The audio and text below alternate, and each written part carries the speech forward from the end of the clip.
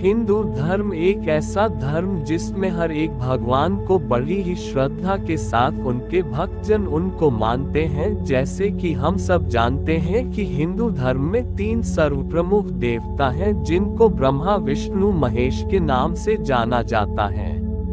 अगर ब्रह्मा विष्णु महेश के बारे में बात की जाए कि वह कौन है, तो ब्रह्मा विष्णु महेश ब्रह्मांड में 3 लोक के अधिपति है, यानी कि स्वर्ग लोक, पाताल लोक और पृथ्वी लोक मृत्यु लोक, जो कि ब्रह्मा जी रजगुण विभाग के मंत्री है, जो इस लोक में जीवों के उत्पत्ति करता है, और विष्णु जी सद्गुण विभाग के मंत्री हैं जो जीवों के पालन करता है, और भगवान शिव जी तमोगुण विभाग के मंत्री हैं जो जीवों के संहार करता है।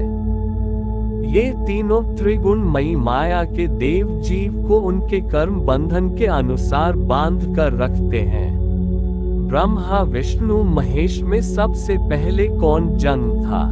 जब से सृष्टि का आरंभ हुआ तब से कई बार यह सवाल उठा कि ब्रह्मा विष्णु और महेश में से बड़ा कौन है।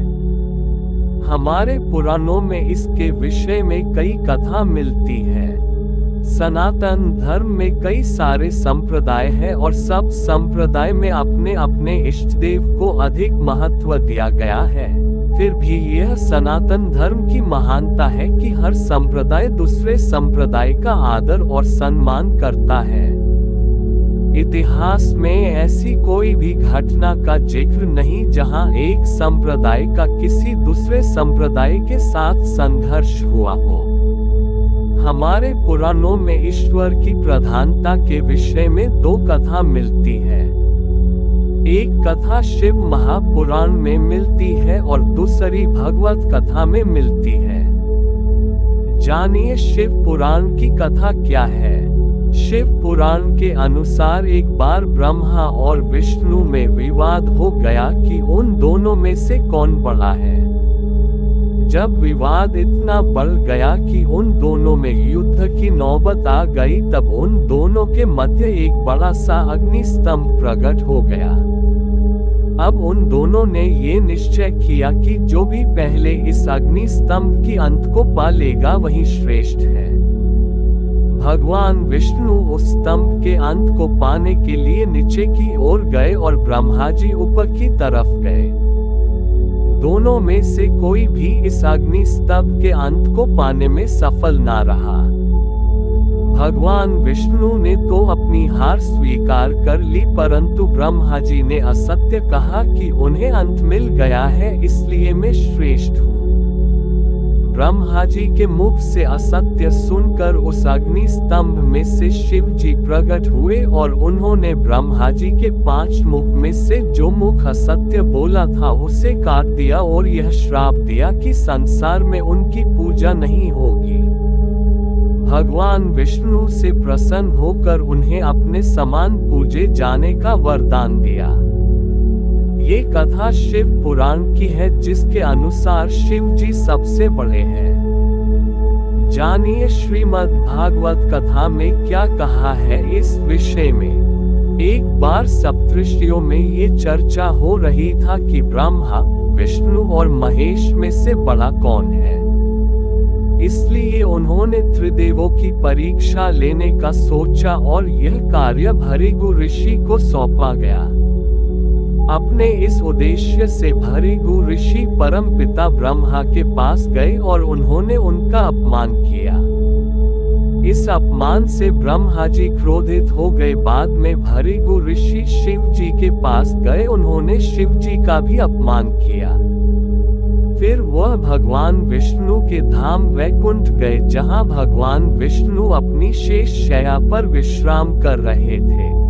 महर्षि भृगु ने जाकर सीधे भगवान विष्णु के वक्षस्थल पर लात मारी।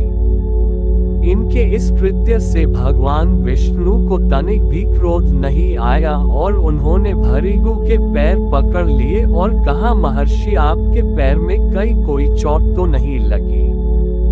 मेरा वक्षस्थल बहुत कठोर है और आपके पैर बहुत ही कोमल है। भगवान विष्णु की यह विनम्रता को देखकर महर्षि भृगु ने भगवान विष्णु से क्षमा मांगी और फिर सप्त ऋषियों ने ये स्वीकार कर लिया कि ब्रह्मा, विष्णु और महेश में से भगवान विष्णु ही श्रेष्ठ है। मेरी दृष्टि से भगवान जो करते हैं वह लीला है और उनकी लीला के पीछे क्या कारण होता है वह भृगु जैसे महर्षि भी जान नहीं सकते। ब्रह्मा, विष्णु और महेश तो सर्वज्ञ है।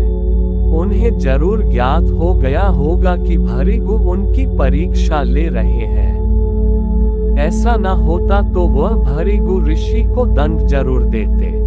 देखा जाए तो भृगु ऋषि की लात उस महाकाली के चरण के आगे कुछ नहीं जो महाकाली ने महादेव की छाती पर रख दिया था और सृष्टि की रक्षा के लिए महादेव ने महाकाली के पांव की ठोकर खाना स्वीकार किया था।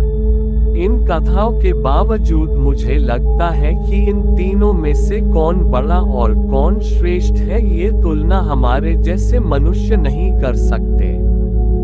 शिव पुराण और विष्णु पुराण दोनों में इन तीनों देवों को अभिन्न बताया गया है। हमारे पुराणों में यहाँ तक कह दिया है कि जो मनुष्य शिव द्रोह करके विष्णु की पूजा करता है और जो मनुष्य विष्णु द्रोह करके शिव की पूजा करता है उनकी पूजा का कभी स्वीकार नहीं होती। गीता में श्री कृष्ण ने कहा है कि रुद्रों में मैं शंकर हूँ। इसका मतलब ये भी होता है कि जो रुद्र है वह कृष्ण है और जो कृष्ण है वही रुद्र है। गीता में श्री कृष्ण ने कहा है कि जो भक्त मुझे जिस तरह भजता है मैं उसे वैसे ही रूप में प्राप्त होता हूँ। इसका मतलब ये होता है कि ब्रह्मा, विष्णु और महेश वास्तव में एक ही परम तत्व है। जब ये तीनों एक ही परम तत्व है तो ये तुलना करना संभव ही नहीं है कि कौन बड़ा है। तुलना तो वहाँ की जाती है जहाँ दूसरा कोई मौजूद हो। आखिरकार पृथ्वी पर ब्रह्मा जी की पूजा क्यों नहीं होती आइए जानते हैं। इसका कारण ब्रह्मा जी के यूं तो कई मंदिर है लेकिन एकमात्र प्रसिद्ध मंदिर राजस्थान के पुष्कर में है। शैव और शाक्त आगम संप्रदायों की तरह ही ब्रह्मा जी की उपासना का भी एक विशिष्ट संप्रदाय है जो वैखानस संप्रदाय के नाम से प्रसिद्ध है।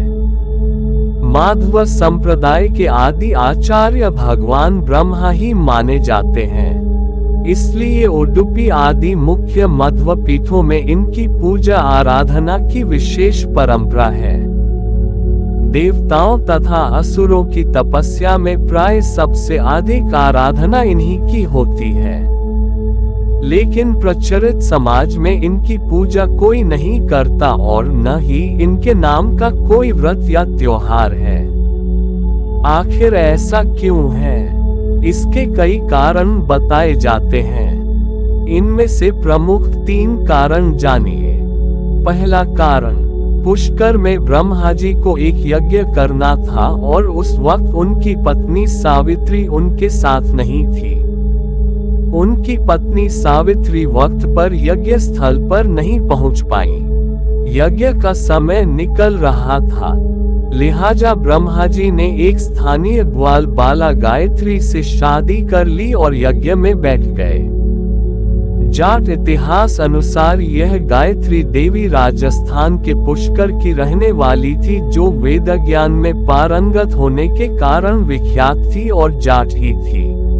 सावित्री थोड़ी देर से पहुंची लेकिन यज्ञ में अपनी जगह पर किसी और औरत को देखकर गुस्से से पागल हो गई। उन्होंने ब्रह्मा जी को शाप दिया कि जाओ, इस पृथ्वी लोक में तुम्हारी कहीं पूजा नहीं होगी। सावित्री के इस रूप को देखकर सभी देवता लोग डर गए। उन्होंने उनसे विनती की कि अपना शाप वापस ले लीजिए। जब गुस्सा ठंडा हुआ तो सावित्री ने कहा कि इस धरती पर सिर्फ पुष्कर में आपकी पूजा होगी। कोई भी दूसरा आपका मंदिर बनाएगा तो उसका विनाश हो जाएगा।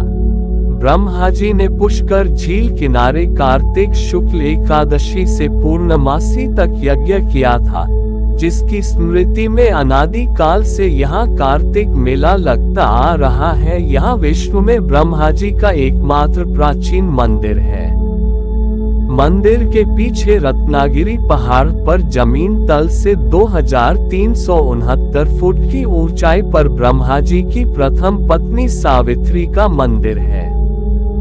झील की उत्पत्ति के बारे में किंवदंती है कि ब्रह्मा जी के हाथ से यहीं पर कमल पुष्प गिरने से जल प्रस्फुटित हुआ, जिससे इस झील का उद्भव हुआ। राजस्थान में अजमेर शहर से 14 किलोमीटर दूर पुष्कर झील है। पुष्कर के उद्भव का वर्णन पद्म पुराण में मिलता है।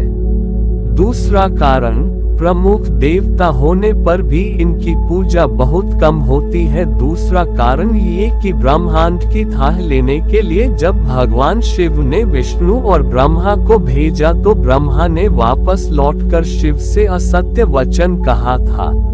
तीसरा कारण, जगत पिता ब्रह्मा जी की काया कांतिमय और मनमोहक थी।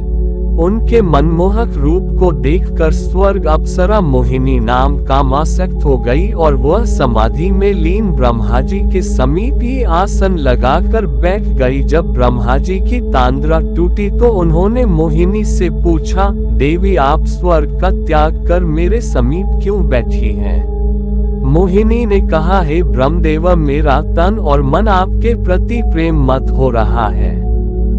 कृपया आप मेरा प्रेम स्वीकार करें। ब्रह्म जी मोहिनी के काम भाव को दूर करने के लिए उसे नीतिपूर्ण ज्ञान देने लगे, लेकिन मोहिनी ब्रह्मा जी को अपनी ओर आसक्त करने के लिए कामुक अदाओं से रिझाने लगी। ब्रह्मा जी उसके मोहपाश से बचने के लिए अपने इष्ट श्रीहरि को याद करने लगे। उसी समय सप्तऋषियों का ब्रह्मलोक में आगमन हुआ। सप्तऋषियों ने ब्रह्मा जी के समीप मोहिनी को देखकर उनसे पूछा, ये रूपवती अप्सरा आपके साथ क्यों बैठी है?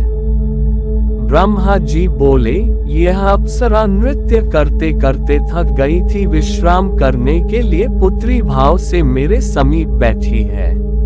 सप्तऋषियों ने अपने योग बल से ब्रह्मा जी की मिथ्या भाषा को जान लिया और मुस्कुरा कर वहां से प्रस्थान कर गए।